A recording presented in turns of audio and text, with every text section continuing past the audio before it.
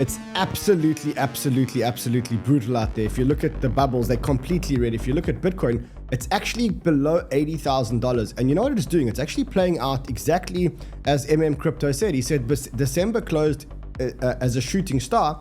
And what he did was he predicted that actually we'd get a pattern like this, which is exactly what's actually happening. So you got this little double top here, and then you got the shooting star breaking down. Now, I guess that what we need to do, as we've been saying for the last couple of days, is we need to brace and make sure that we're holding all the right tokens that we're willing to hold multi-cycle. And then we just need to survive, because in crypto, really, if you survive, that's pretty much when you make the life-changing money.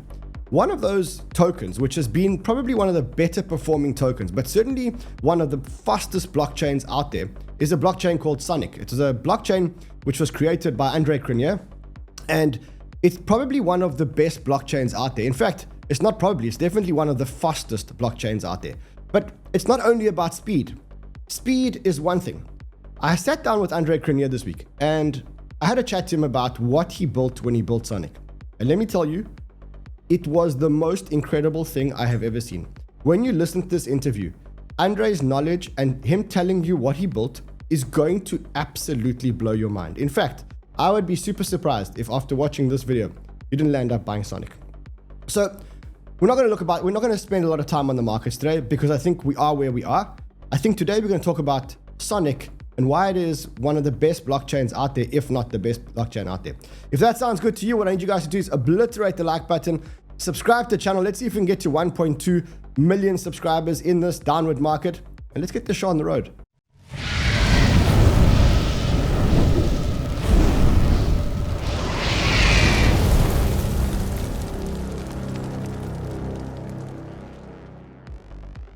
As I said, obliterate the like button. Also remember, our Friday shows are actually sponsored shows. They're sponsored by NordVPN. And I've said to you before a million times, and especially after the Bybit hack and our friend Pete from House of Crypto was hacked, you're now realizing that there's a lot of ways to lose money in crypto. One of the ways is you'll lose at trading, and everyone will lose money trading at some point. Hopefully you'll make more money than you lose.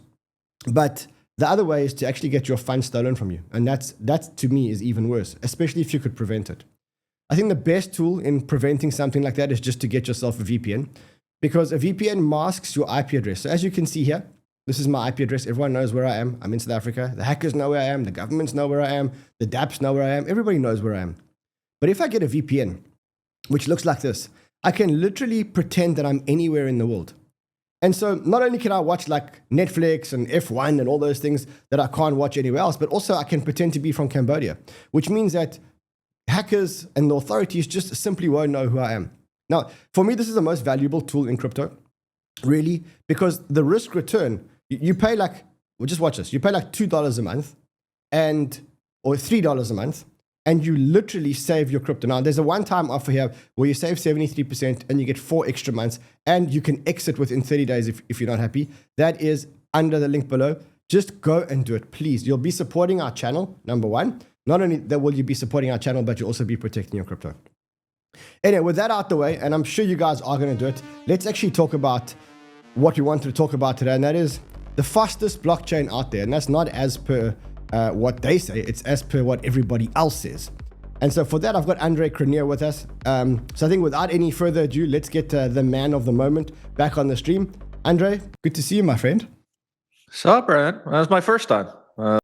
Me and you have had a few talks in coffee shops, but this is my first time on the show. I think you've been on Banter before. I'm almost sure you've been on. I think you've been on Banter before. Andre, where have you been and what have you been building, sir? I mean, you went into hibernation.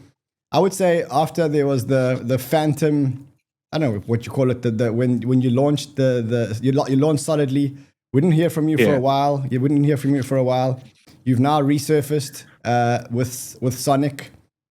Maybe just walk us through what's happened since and where you've been. Yeah, I mean, look, everything up to, so I mean, I launched Yearn, and then I got my first sort of SEC investigation letter. Thought I dealt with that, and then another letter came, and another letter came. And by the time I got to launching solidly, like just needing to deal with them, if I'm being honest, probably took up 80% of my time. Wow.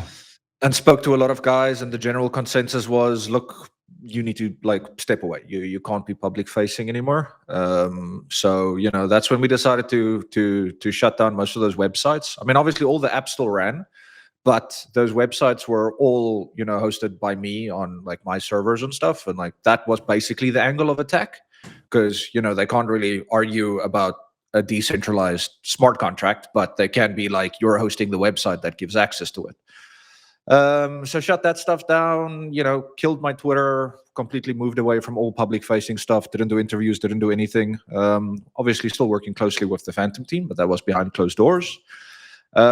Spent the better part of the next, I think, year and a half, maybe even longer. No, actually that was longer. That was almost 2-3 years. Just focused on building out our next tech stack. We had identified a bunch of places to make a bunch of optimizations.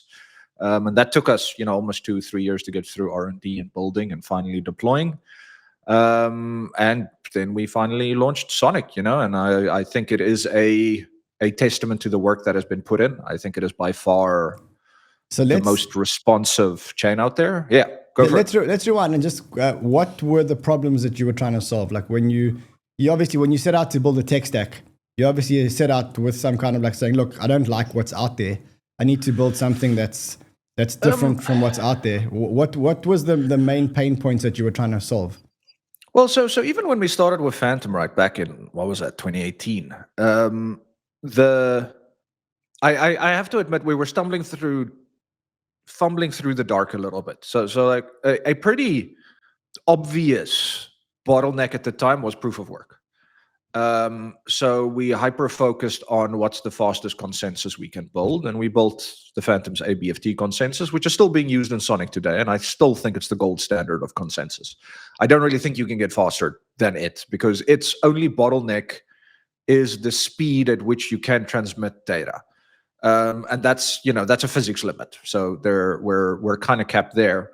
But as the years progress and our treasury grew, it stopped being kind of like a hobby project with a few guys, and we started getting some real expertise on board. And I'm talking about some of the best VM guys, the best compiler guys. So we kind of didn't go the, hey, blockchain people route. We dissected the chain into its very specific niche components, a compiler, a VM, a processor, et cetera, and we got the experts in their representative fields. Primary example being Professor Bernard Schultz from Sydney, who is, he's probably the forefather of VMs. And we approached it from a performance engineering perspective. So when we got those guys on board, the first thing they said is, look, you guys have all of these theories about how you can make it faster, but let's measure and validate. So they spent about a year building a tool called Tosca that basically allows us to do down to like IO level measuring of where the stack is busy spending time when you send a transaction or when you're doing a block or stuff like that. And then, they identified, so for example, when we started this exercise, we had thought, let's do parallel execution, because that seems like an obvious low-hanging fruit, right? Yes. Currently everything's going synchronous. If we do it parallel, it's going to be faster. And then after we did that performance engineering exercise and we actually measured, turns out the parallel isn't that much. Like the complexity of how the stuff is in the block, you're not getting that kind of throughput. That, when implemented, would give us like a 30% lift on transactions. And now you have to remember, our consensus at that point could already do upwards of 50,000 to 60,000 transactions. But our limiting factor was the EVM. Our absolute max cap was 200, no matter how fast our consensus got. So the EVM was the part that we needed to focus. So parallel transactions seemed to make sense. Parallel transactions on standard EVM is going to give you about a 30% throughput lift. So, we would have gone from 200 to 260, not significant in any kind of real terms. So the bigger bottleneck, turns out, was the database. And kind of in hindsight, it's obvious, but at the time, we didn't even think about it, because the database is spending a lot of, all of the databases currently used on blockchains are really generalized databases. If it's PebbleDB, LevelDB, doesn't matter. It's a generalized database that's designed for anyone to be able to store arbitrary data in it. Now, with that comes a bunch of compromises.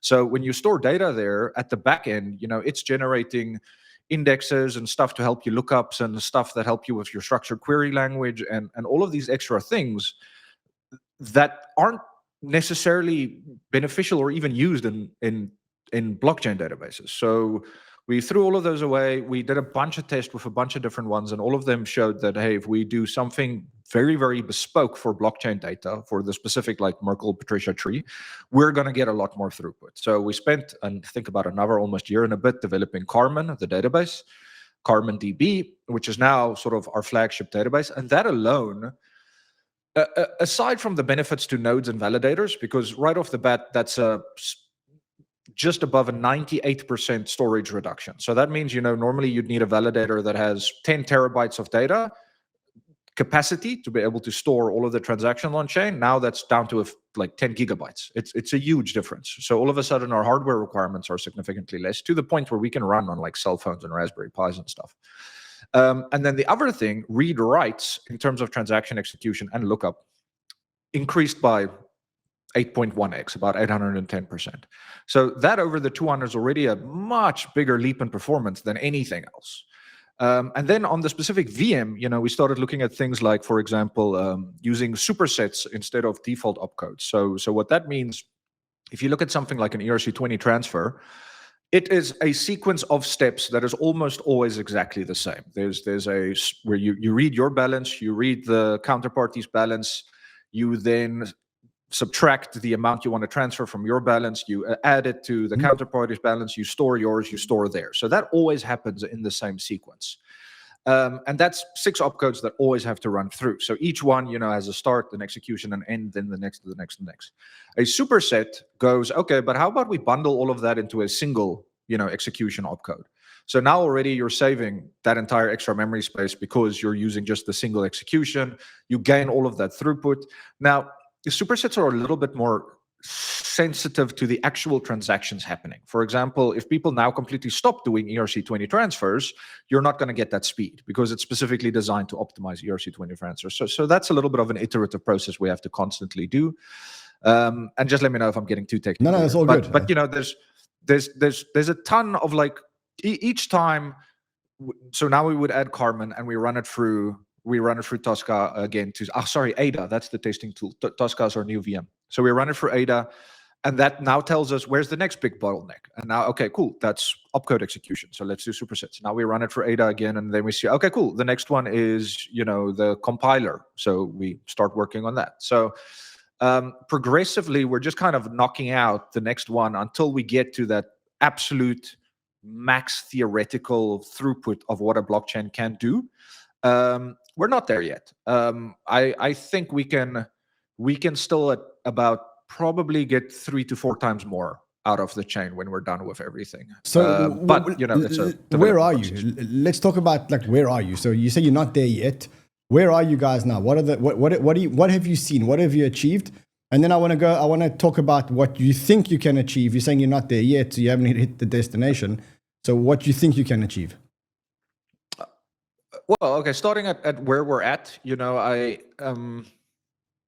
there's a bunch of sort of technical metrics, which I don't necessarily like to use because they're highly manipulatable, but I will mention them nonetheless, and I'll add the caveat every single time. So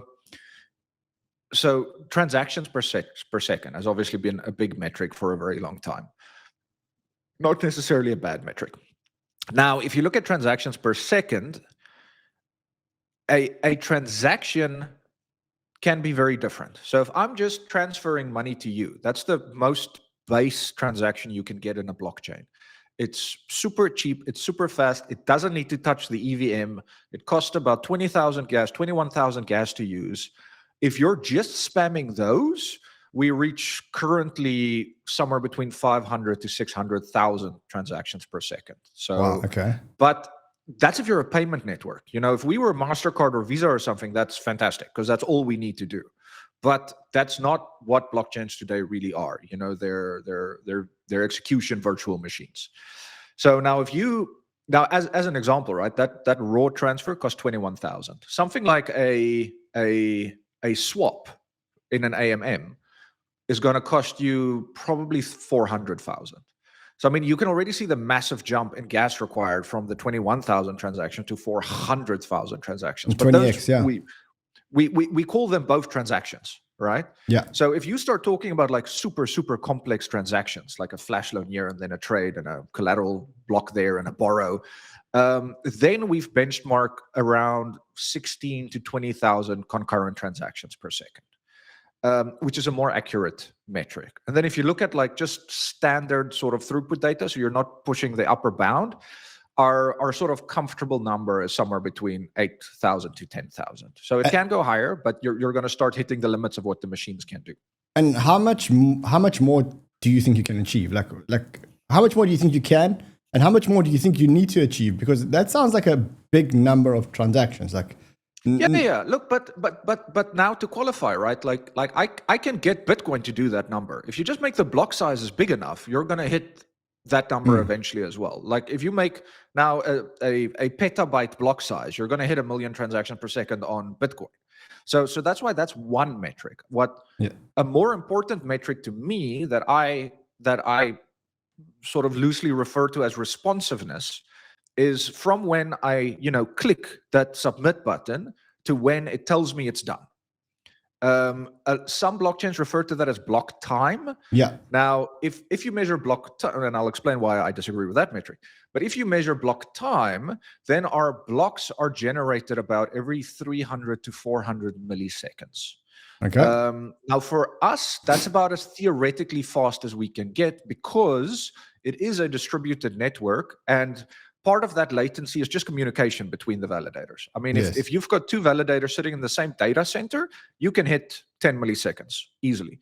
If they're in two different data centers, but on the same continent, you can hit somewhere between 40 to 80 milliseconds. So there you're constrained by physics. There you're constrained by physics. That's not a blockchain problem. That's a physics problem. And I think when you're talking about 35 milliseconds, that's it. I mean, that's as fast as you're going to get. Yeah, ultimately. So, and that's all right, because, from a user experience, you don't really notice. I mean, you click submit, it's done. Like by the time you release your finger off of the button, it's confirmed. Now, the reason why I disagree with block times necessarily is, if you look now, again, using something like Bitcoin as the example, the block time there is 30 minutes. So you can, depends on the configuration and the solving. It can be as low as 10, but still, for argument's sake, let's go with 30 minutes, right?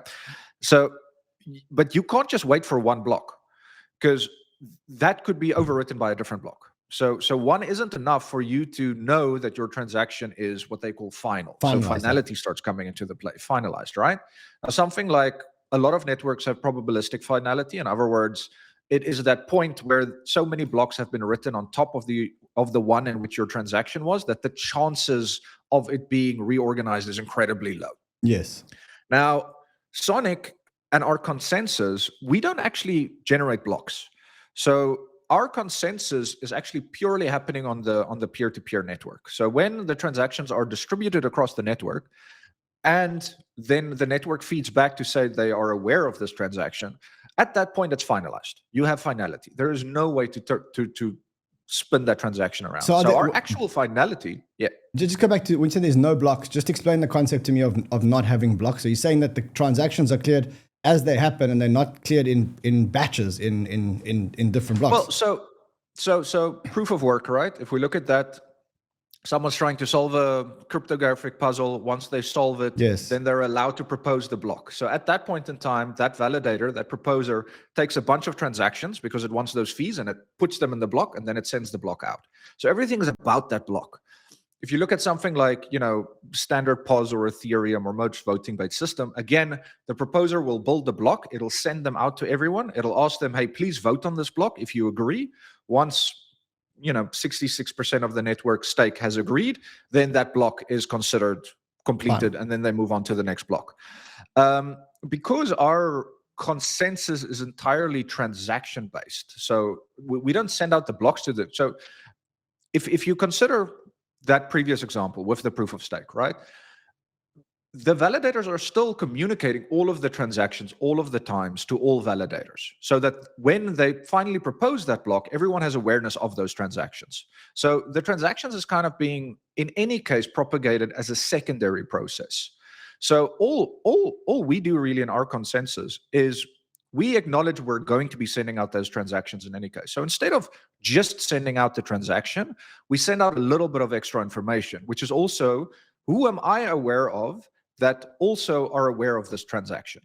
And that little bit of extra metadata means that at some point, you as validator are aware that at least 66% of the network are aware of this transaction. And if 66% of the network are aware of the transaction, it's final. There's nothing you can do anymore. So now if you go onto ChainSpec, the website you had opened earlier, and you see there's a thing called block times. So what we actually do is, after the fact, we output a block. And the reason we do that is so that we have compatibility with wallets and RPCs and all of the standard infrastructure, because none of them have awareness of our consensus. So so those blocks that we send out are actually a little bit slower than the actual transactions get finalized, because that's a after the fact process that happens. So you're doing the block. Doing the block more to follow a protocol compatibility. That's why you're doing blocks. You don't really need to do the blocks because you've got a different consensus, so to speak. Your consensus is, what do you call the consensus? What is that? Is there a name for it? Well, it's just asynchronous BFT, really. The original work it's based off is called CCK, reasoning about concurrent knowledge. It's old, hey? This is distributed computing back from the 1980s. So if this is so old and so obvious, because the way you make it sound is this is so obvious. You should have just done this and this and this. Why didn't anybody else do it? Why didn't anyone invent the iPhone? Why didn't anyone invent a PC? The first person to do it is the first person to do it. It's ultimately what it comes down to. All great inventions that have changed our lives are always so obvious in hindsight. So are you now claiming the fastest and cheapest blockchain around? Is that what we've built? I'm not claiming. We've proven that on the numbers. So you can go, other people are claiming that. Third parties who are not, our team are claiming that. Because it doesn't help we claim it, because every week there's another new blockchain supposedly launching that, has magically solved all of the problems of the world. They're even faster than physics, so it doesn't help for us to claim. Third parties need to claim it. And by third-party metrics, yes, we're the fastest. What about decentralization? Because that would be the other part of the trilemma, is saying, okay, you built a very fast blockchain and it really works, but are you decentralized? That's what the naysayers are going to come back and challenge with, right? I mean, look, the easiest argument there is attack the system, and we haven't had any successful attacks since inception with this consensus. No one has been able to override. And I mean, that's right. Your decentralization test is, can someone attack this? It is reliant on proof of stake. So you always have that sort of stake, what's the word? Consolidation, yes. People like to delegate to the biggest validators. So we've tried to add stuff there's limits to how much you can delegate. There's limits to how much you can self-stake to kind of push more validator decentralization instead of kind of everything naturally gravitating towards one, because it's Pareto principle, right? Eventually 80% would be consolidated to one and everyone would prefer that. So we've had to implement hard caps to prevent that, which does mean there's more validators. But again, so as I said, our max throughput is entirely dependent on our network topography. So on the one hand, if it's super centralized to one server, that's actually fantastic, because then all of a sudden our block times are going to go down to 1 millisecond, which I would prefer. But logically, the block times are as slow as the network is decentralized. So right now you have multiple validators across multiple data centers across multiple continents. And that's why our max is about 400, because that's just the time to communicate from America to Asia and Asia to America. It just takes that long. Okay, so it's fast, it's cheap, it's decentralized. So you've now got the fastest, cheapest decentralized blockchain. But there's also economic innovation.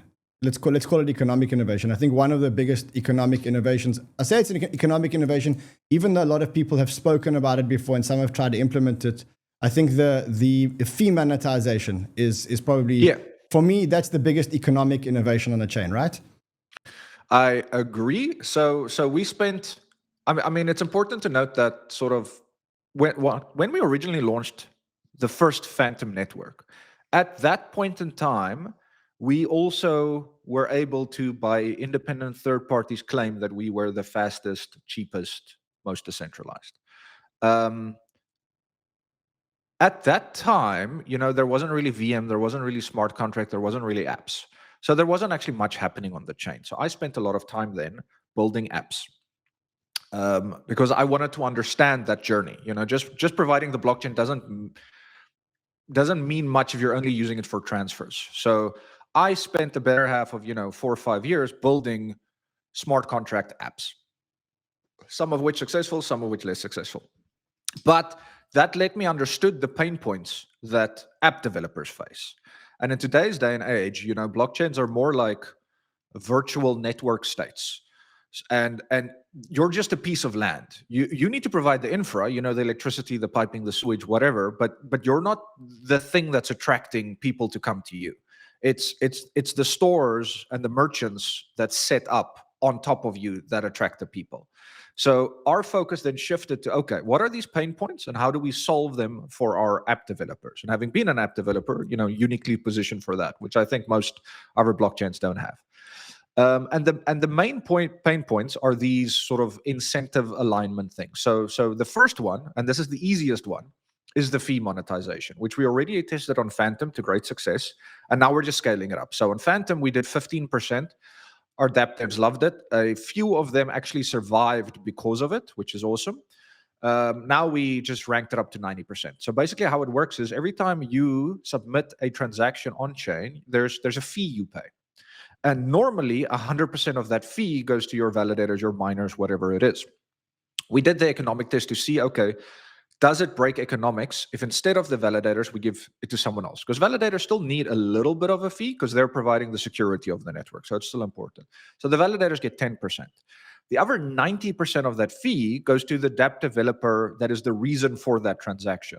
So comparatively, as an example, and I think Uniswap is a great example of this, because Uniswap recently launched Unichain. And why did they launch Unichain? Because they're an AMM. Why would they need to launch a chain? Because this was the only way they could capture value. That was the only reason they did it is because they couldn't capture the value being a dApp, and therefore the only way they could capture value was creating another chain. Correct. Because if you look at Uniswap, they have, for the apps that the blockchains that they deployed on, since inception, they have generated $2.8 billion of fees. Yeah, I see that. Of which they did not see a cent. 2.8 billion. That's a ridiculous number. And that went 100% to the ETH validators. 100%. 100%. Okay, they didn't see a cent of it. So naturally they would launch their L2 then, right? Because if you launch an L2, that's how you capture the 90%. So we're already saying, hey, you don't need to launch an L2. You don't need to be an app gen. We're going to give you that 90%. And now the other, and I'll do a little bit of a pitch here about why the 90% fee monetization that we're doing is better than launching your own L2. Because I think what a lot of these L2s don't realize is the sort of behind the scenes hidden costs to running an L2 layer.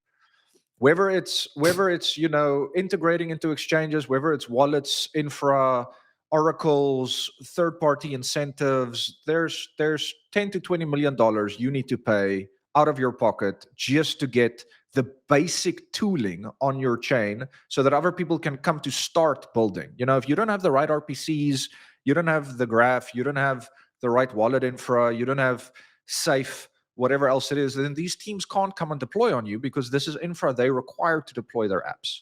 So with Sonic, you deploy there, you get the 90% in any case that you would have captured when you have an L2, and you're only going to get 90% because 10% needs to be written back to Ethereum to leverage their security. But now you get the benefit of all of the exchange integrations, all of the RPCs, all of the tooling, everything we've already paid out of pocket for that. Okay, but now the next argument, right? You get 90% of the fees. We have some of the cheapest fees in the world. So that doesn't Ethereum, they made $2.8 billion, but that's because you're paying, $60 per transaction. Per swap. You do it on Sonic, you're going to pay 0.0001 cent. So, I mean, it's not going to be that big numbers. So you can't just do fee monetization in isolation. So the next thing we realized is we need to provide our developers a way that they can charge the fees they would like to earn.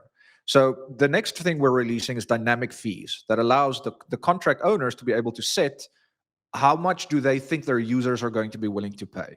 And that's something they need to figure out based on their app, because some, like a financial app, can probably get away with charging $1, $2 for a transaction. A gaming app, they want to keep it as cheap as humanly possible so that people can do as many transactions. So some of them are going to be volume based and others are going to be, high fee value based. So what you're saying is, that's something that each app figures out with its own users. What you're saying is that as an app itself achieves network effects, they could increase the fees and therefore earn exponentially more because they've got the network effects. And because now they've got dynamic fees, and they're capturing 90. If they increase the fee, will they still capture 90%, or will they capture always 90%? Always 90%. Always 90%. So you want whoever you are, whatever you deploy, you earn 90%. That's full stop. So if they raise the fees to $40, $4 is going to Sonic, and $36 is going to them. If it's $4, if the fee's $4, they're going to keep $360, and they're going to give 40 to. Or whatever. Now, look, that's a game they need to play with their users, right? It's like any standard subscription model. Some stuff you're willing to pay $9 a month for, but you're not willing to pay $900 a month for, right? And so it might happen that fine, they have millions of users, they raise it from 4 to 40, but all of a sudden their user base drops by 90%. Then the net result ends up being about the same, and then there's more value in them charging less than more. But that's the standard economic game that any company in the world plays, right? So they need to figure out what their pricing point is for what their users are willing to pay for the service that they're providing. So now there's more incentive. Now there's more incentive for more apps to build, because they know that if they are successful, they can increase the cost of subscription without increasing the cost of subscription. That's effectively. Exactly. Effectively what they can do. Okay, so then the next thing is no, not done yet. So now the next thing, as an app developer, the biggest pain point I found with trying to onboard users is as soon as they open my website, the first thing I need to tell them is go and install this wallet. And then the next thing I need to tell them is go and buy this random token you've never heard of this random exchange you've never used, and then deposit that stuff into that wallet, and then you can use my app. Now you can imagine, right? If you subscribe to Netflix and the first thing they do is they tell you, hey, quickly go register with Chase Bank or FNB or whatever. I mean, can you imagine how many users are actually going to go through that journey? Zero. So the next thing, so we kind of working back from there. So the next thing that we're releasing is fee subsidies. Now fee subsidies allow you natively to be able to subsidize any transaction. So you can say, hey, for all of my users, for up to the first, let's say 100S, I'm going to subsidize all of that. So now they can do free transactions up until the limit that you set. And that has a nice flywheel effect with the fee monetization, because I can take the fees I generate from the paying guys, use that to subsidize for my new guys, and then increase my onboarding ratio with that. So fee subsidies is the next big one we're releasing. And then the last one is native abstraction. It's like in the old days when you used to have a reverse charges phone call, where you used to phone and say, do you accept the charges? And it's exactly the same mechanism. Correct. It removes that barrier. And then the last one, we're completely getting rid of wallets. So everything's just going to be smart accounts, and you're going to use passkey, OAuth, Google login, whatever the hell. Like, it doesn't prohibit people that want to get wallets and that want to get gas. They can still do that. But, we want to get to a point where if you're using a dApp on Sonic, you don't know it's a Sonic dApp, and you don't even know it's blockchain, right? I mean, so as an example, another difference with us, a big thing for us right now is actually sitting with all of the apps that have deployed on us and getting them to rework their UIs. So what's pretty standard in blockchain is you submit the transaction via the RPC, and then in the backend, you start a little timer that like waits a second and then asks, is the transaction done? Waits another second. Is it done? Waits another second. Oh, cool, it's done. And then you inform the user it's done. The thing about Sonic and ignoring the block, just when you submit it via the RPC, it waits until the 2/3 of the network knows. So by the time that RPC comes back to you and says 200 okay, your transaction's finalized. So for a lot of these guys, they submit the transaction and they start a thread year waiting, but it's already done. So like we're actually getting them to rewrite their UIs to completely ignore that asynchronous logic and just make it pure synchronous. Because when you submit and you get the response, your transaction's final. And like that's our biggest like sort of slowdown. Like if you look at any of these videos of people using Sonic, you'll see they like click the button and then they have to wait for the wallet to load. That's the slowest part. And by the time they click submit on the wallet, the UI has already told them it's done. That's incredible. I mean, super proud of it. This is incredible. Okay, so next question is, how do you bring the apps, the users, and like, I mean, you said that you spent 5 years building apps or dApps in the last cycle. Is your work building the layer one now occupying a lot of your time, or is your work now, because I know you're the master dApp deployer, but you're also the master builder. So the question is, how much of your mind share now is around making the L1 more optimized, and how much of your mind share right now is, okay, what am I going to launch? Because you've teased a couple of launches. Yeah. No, I've got a launch plan that's in the work. We're just waiting to connect with the right regulatory units in the US so that I can launch it in a compliant fashion. It's going positive, but it's as slow as you can imagine doing regulatory stuff. But it's why I'm in the US currently, you know, because at least now they're willing to have that conversation. A year ago, they wouldn't even respond to the bloody email. Now you can actually sit in a call with them, and they're actually, I have to say, pretty open to trying to figure out how it's going to work forward. We're not there yet, but we'll get there. So I'll probably be able to launch within the next 3 to 6 months, maybe a little bit longer, depending on how long they. But now to sort of circle back to the original question about where my brain is at. So all of those experts and all of those relative fields, you know, VM, compiler, execution, consensus, whatever, those guys, they're really the ones driving the performance, because that's what they think about, you know, day and night. When they wake up, it's the problem they think about. When they eat, it's the problem. When they sleep, it's the problem. But who's orchestrating them? Who's the orchestra master who's saying, you do this, you do that's this? Schultz. That's Professor Bernard Schultz. No, he's currently running, I think, 6 different teams across the world to kind of coordinate all of this. So their mandate is really make the fastest chain humanly possible.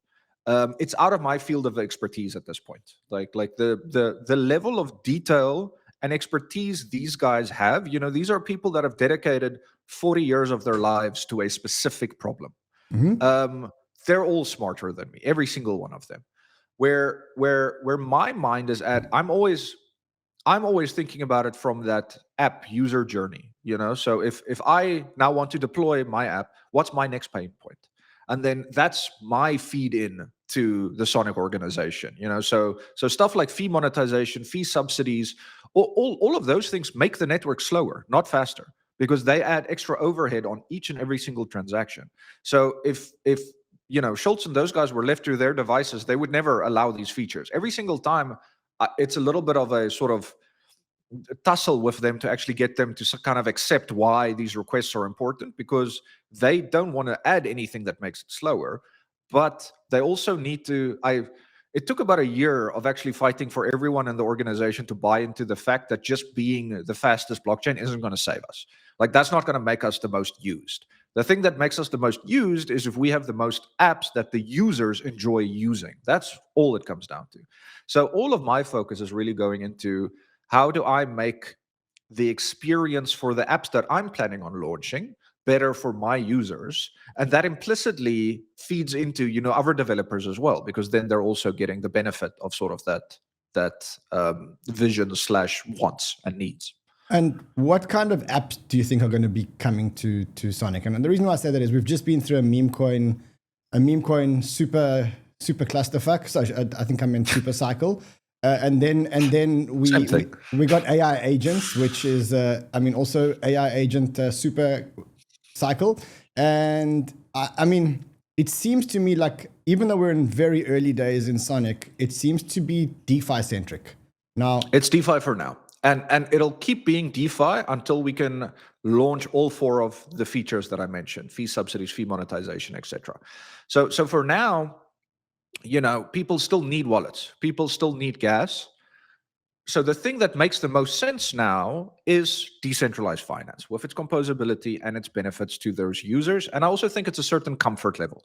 And we have, thanks to kind of the network we've built up and stuff, we've got a team of guys that know DeFi probably better than any other chain. So a lot of what they're constantly doing is figuring out ways how the teams work together, what's composable, how to build off on top of each other so that they create this massive ecosystem. But for now, yes, it's definitely raw core DeFi focused. And how long? There's an emergent market there, though, that you can already see what gaming is going to look like in 6 or so months from now. And that's Fate Adventure, Sacrifice, and S4 Kingdom. Those three, you won't realize you're playing on blockchain if you're playing those games. They're fun, they're addictive, they're already the best iteration of, I don't even want to call it crypto gaming. It's just gaming that happens on the blockchain. But they have to do some centralized things like using relayers to pay for gas, stuff that when we release fee subsidies happen on-chain, they're now doing off-chain. But they're already a good example of what it's going to look like. So within 6 to 12 months, I think gaming will be another big cycle. And along with that, gaming is really a subset of, social. So you're going to have a social layer emerging, social apps, social media, social messaging, streaming, all of those things will be sort of the next iteration. But you first have to remove those barriers of like wallet and gas. And once those are removed, we can start seeing those apps. But fast forward 5 years, and blockchains are just going to be the new internet. That's really all it is. So anything you see on the internet, you'll see on chain. How long until you release like fee subsidization and dynamic fee markets? And that's all within the next, I'd say the next big one is fee subsidies. That's probably the next 3 months. Then it is most likely dynamic fees 6 months, and then native abstraction probably 9 months. But it's all within this year. Okay, and then so how do you incentivize app developers to build on the ecosystem? So the old model was you start a foundation. The foundation would hold, I don't know, a huge percentage of the token supply. They would run conferences. They deliver grants. They would find investors, and effectively they would spend the chain's tokens to subsidize the ecosystem. You guys. You are almost, I think, your FTV is equal to your circulating supply, almost there or thereabouts. Yeah, other than block rewards, everything is circulating. It's just block rewards that are outstanding. Yeah. So how do you incentivize the build? How do you incentivize? Pretty much the same stuff. I mean, we have a ridiculous treasury. So, we still do grants, we still do conferences, we still do those kinds of events. But I have to admit, those haven't been the biggest hooks. The biggest hooks for teams have been founder support. So, like tweeting them out, me messaging about them, showing to people how they interact. That's been a big one. Fee monetization has been a big motivating factor with teams that actually now have a revenue stream that they can rely on. And like I say, a few of our teams like PaintSwap, S4 Kingdom, they made it through thanks to those fees. Also, fantastic NFT team. And then another big thing has just been us kind of interworking and networking our teams. Like that's been a very positive thing. And that by itself, a lot of these teams are interconnected or have, employees that have been at a different one. So that network has helped a lot to convince other teams to come over as well. I think we stand out in terms of, where people are still willing to try and innovate in terms of DeFi. We're seeing a lot of new stuff happening that haven't been, and that also attracts a certain kind of developer that wants to experiment and play with that stuff. So it's a bit of the traditional sort of playbook, in terms of conferences, grants, investments, these kinds of things. But we're seeing a lot better ROI when it comes to supporting, more the grassroots kind of stuff and like helping the teams interact. And I think a big thing for a lot of these teams is just we understand their product. So just by the nature of that, we know where they fit into their ecosystem, who they should be talking to, how they should launch, what their strategy should be. And we're kind of uniquely positioned to advise on that stuff, because we're not just focused on the layer one. There's a massive airdrop that is about to happen. I mean, given that a lot of the features aren't launched yet, don't you think the airdrop is maybe a little bit premature? Like to airdrop such a big supply of the tokens before you've got before you've got like the main, not the main, but like a lot of the drivers to the chain built, do you not think maybe the airdrop is a little bit premature? Well, so number one, I mean, the airdrop's only coming out June, right? Okay. That's when it actually releases. So by then you already have fee monetization and probably fee subsidies. And to me, those are the two big winners. Number two, numerically 200 million tokens sounds a lot, but our circulating is 3 billion. So all of a sudden, 200 million over 3 billion, a lot less than you'd actually think. It sounds a lot because people are comparing it to new chains launching and doing an airdrop. So and they, when they do a number like that, it sounds big because they have like a float of their airdrop. So that's 100% of their supply going into circulation. This For is us, 6%. it's 200 over 3,000. Like it's 6%. we're not that particularly worried about it. Then it's also designed to. It's not designed to attract liquidity, for example. It's designed specifically around interacting with specific protocols, doing certain things, trading, perpetuals, options, playing with some of our games, doing a little bit of NFT stuff. It's designed as incentivized education. And we're specifically optimizing it so it doesn't favor the big fund that deposits $1 billion and then they farm it for 6 months and then they sell and leave. Because that's not what we're interested in. We're interested in incentivizing people willing to experiment and come play. That's also part of it. Then the next part of it is, of that 200 million, that's dropped in different phases. The whole 200 isn't on June. There's 3 different phases to it. And even the tokens that we do drop in June, only 25% is liquid, and the remaining is vested over time that, if you just dump and leave, we can rug you on that stuff. So it's specifically designed to avoid these liquidity locusts, these funds, these VCs, these big whales that come in, drop their stuff. Because what we took the conscientious decision right at the start is we don't want our TVL to look like most of these new launches. They start with like 4 billion TVL. It looks great until it's unlocked, and then all of a sudden, it's a straight way down. You're doing the other thing. Then for the rest of, we went the exact other way around. We decided we're not doing any of that. If you come to us, you're taking risk. We're not going to pre-lock your deposit. And that was a bit of a fight internally because a lot of the team wanted to do it, but I think it's a bad choice. I think it sets you up for failure going forward. So that's also part of it. And then the last part of it, it's designed to really make the guys who are really participating in our network right now rich. And that is so that they stick around, because the one thing I learned with Yearn, if you make those early participants wealthy, they will carry your system for you. Like after that, you can actually retire and they will take care of it. And I mean, here's an example of why that's been successful. So obviously it has all of these bells and whistles of a normal airdrop campaign, but I think it's an unfair comparison because there's so many little micro tweaks we've done here to ensure that's not what we're optimizing for. Amazing. So listen, you mentioned that one of the features here is that you talk about the apps and stuff like that that's happening on the chain. So I know it's early days on the chain, but I know you've got an eye as to what's out there and what's happening. Anything that you think that the viewers here should go and look at, and maybe just give us like a little synopsis as to why they should go and look at them? Yeah, gladly.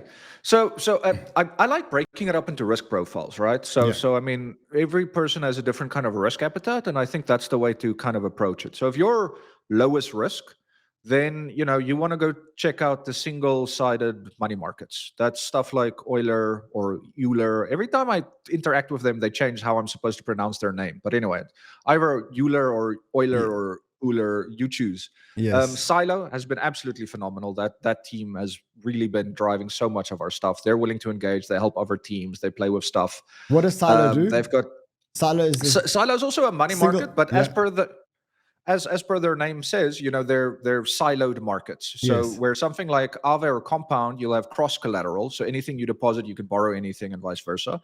This is one-to-one market. So for example, there's a S Sonic token to STS, which is Beats' liquid staking token, and that's one-to-one. So you can provide S as collateral and borrow STS, and then loop that to kind of optimize your yield and points and stuff. So it's isolated markets to kind of limit your risk exposure so that you don't have the full cross-collateral risk.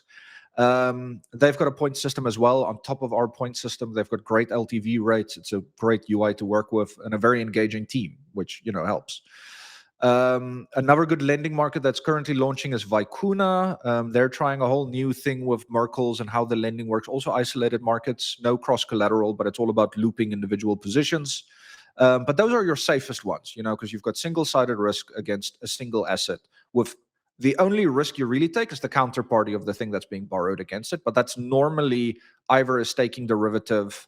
It's almost always some kind of staking derivative. So for USDC, for example, it's very often SCUSDC, which is rings USDC, and that just earns you extra yield. It's one-to-one.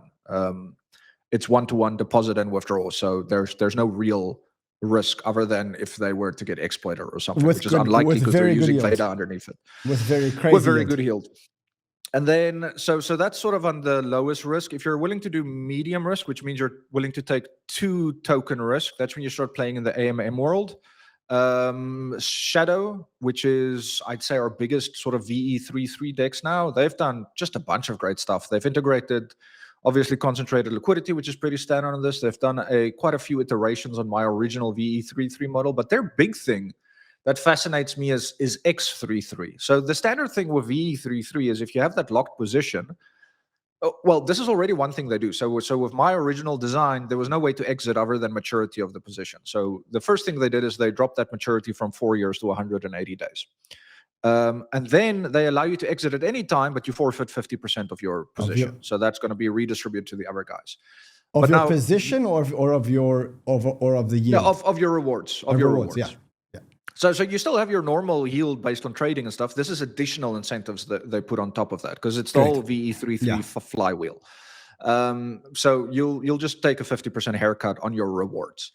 But now those are NFT positions, so they're not fungible. So on top of that, they did like this Omega NFT X33 that's fungible. So it behaves like an ERC20 token. So you can trade the X33 normally and stuff. So now the mental model there would be that X33 would always trade at a 50% discount of the X Shadow, which is, the main VNFT thing.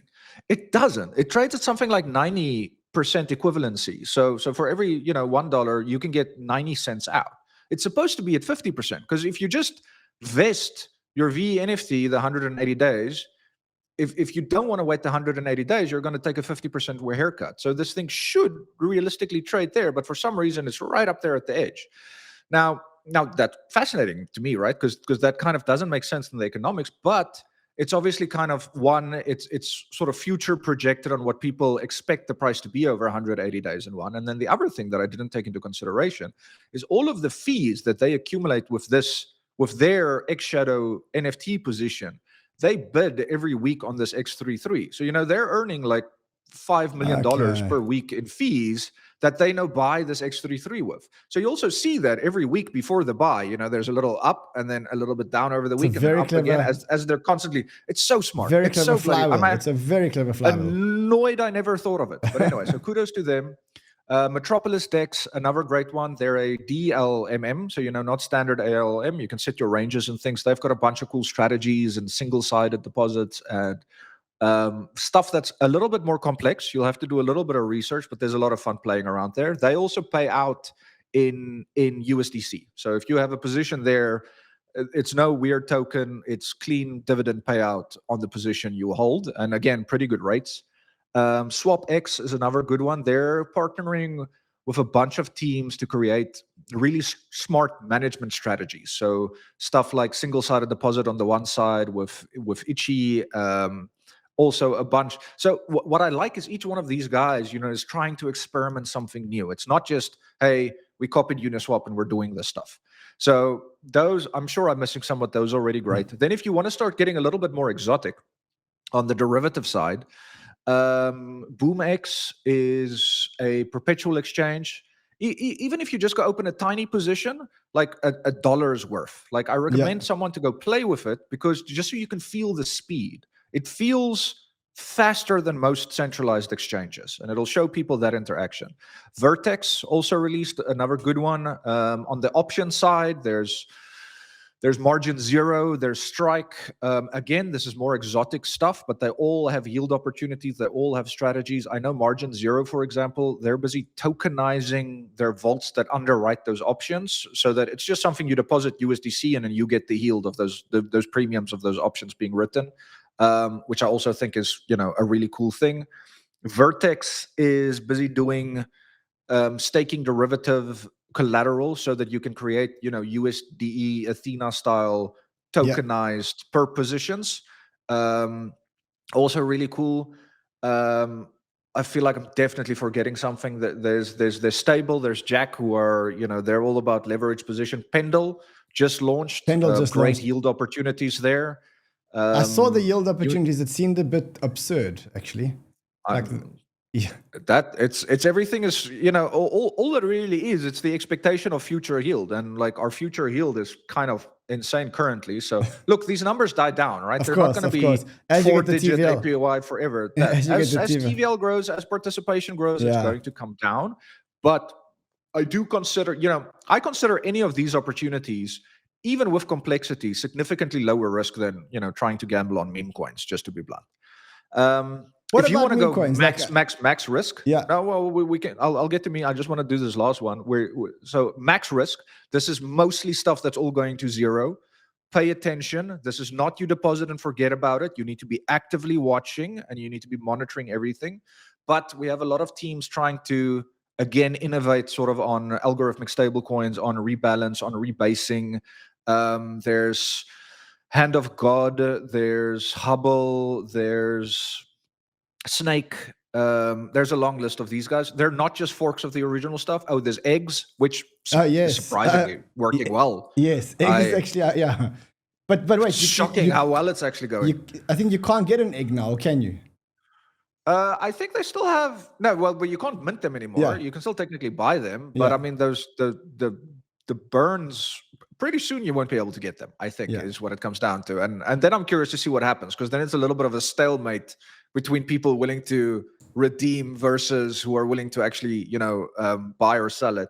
Anyway, a lot of new innovation happening there, of people trying, but these are things that have historically all gone to zero, which is why be careful, pay attention. But what I also like and respect about these teams is they're very transparent about that. They're not trying to convince you that this is safe 20 billion APY yield. They very much tell you, look, these are the risks. This is what can go wrong. This is how it can fail. Pay attention. Be sensitive to time.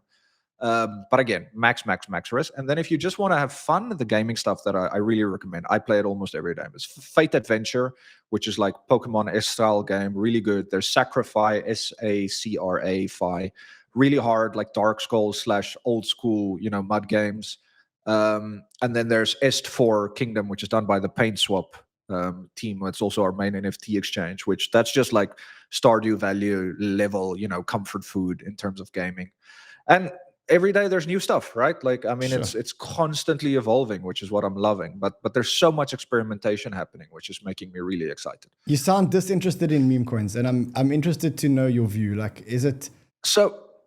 My stance on it, right, is I like to actually split it up into two things. There's what I call community coins, and then there's meme coins. Like, if you look at all of the big meme coins, whether it's Bonk, Doge, doesn't matter what it is, these are coins that have existed for years before they got any kind of attention.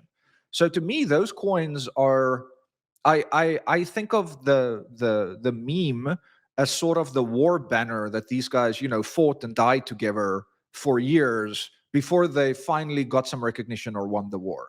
So you'll see we have a meme mania competition, right? But that meme mania, that's rewarding memes that have been with us since Phantom days. Like, these are guys that have existed for years, and we want to reward them. We want to reward those communities. When on the other side, you have this new sort of genre of very low attention. You have 5 minutes to get in or you won't make it, time sensitive meme scams. I don't think you can call it anything else. Extractive memes. They are worthless. Like I don't want to see them. If you're planning on launching them, you won't get support from us. In fact, some of the other blockchains, people who are used to these strategies, tried coming over. Our community has been hardened over years. They very quickly call out that stuff and attack those people. It's like a white blood cell response in our system where you're just going to get attacked and driven out. And we as founders and team leads will amplify that. We're not going to hide because of the volume. We're not interested in that volume. So that, I think, is pointless. That I don't want to cultivate. But rewarding those, age-old communities where those guys really fought through hardships, they deserve it. That's something different. Those are community coins. To me, that's beautiful. But this overnight meme coin stuff, no, that needs to just die out. Andre, before I let you go, like, how are you feeling now on a satisfaction point of view? Like, this has been a long time in the making. You've launched it. It's working. It works. Look, it looks cool. There has been a lot of hype about it. I mean, the markets haven't been kind to any token. I think Sonic has been done very well given what the market's doing to the rest of the altcoin market. Like, how are you feeling as a human? And the reason why I say that is because you've done a lot. You've achieved a lot. You've been knocked down a few times. Some have been amazing. Some have taken a toll on you personally. We met a while ago, and I think we had a good conversation about how ruthless this blockchain space is on people. You've risen from the ashes again. Let's say that. And I think you've done an incredible launch. How are you feeling personally? Satisfied, proud? Unsatisfied and hungry, but very proud. Like, I'm proud of the team. The technical team, like I said, I do think they're the best in the industry currently, and that's because they're not a blockchain team. You know, they're hyper-focused teams of like 5 to 6 people that are the experts in their respective fields. Like, if you go talk to them, they wouldn't even tell you they're working on blockchain, because, you know, they're working on database, VM, disk, throughput. It's such niche. So they're phenomenal. Then the internal BD and marketing team, Sam, Matt, Johan, Seg, I mean, those guys know DeFi and dApps and app complexity better than even myself. So, you know, what they've done is really cultivated that environment. So proud. I'm incredibly proud of all of these people and all of these teams and everything they've launched. At the same time, I am completely unsatisfied because we are 10% of where we need to be. Wow. This is the next big unlock, and this allows me, for example, to do my next apps.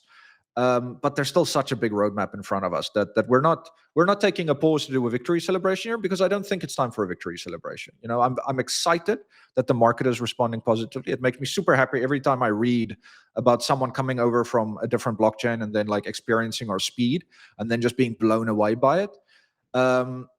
But, you know, eventually our apps get saturated with TVL and those numbers go down. The excitement goes down.